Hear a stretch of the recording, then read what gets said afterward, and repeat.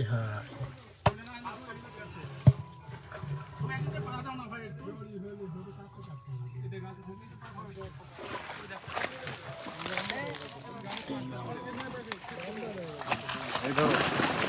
কি খবর ভাই?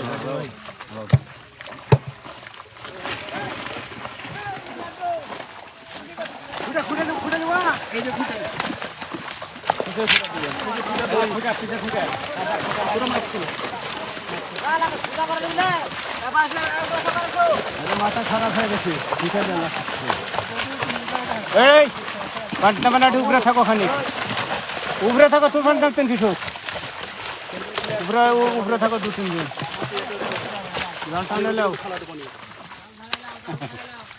ধরো এই ফাতা যখন কাজ করবে তখন কাজ করবে একটা মধ্যের মতন।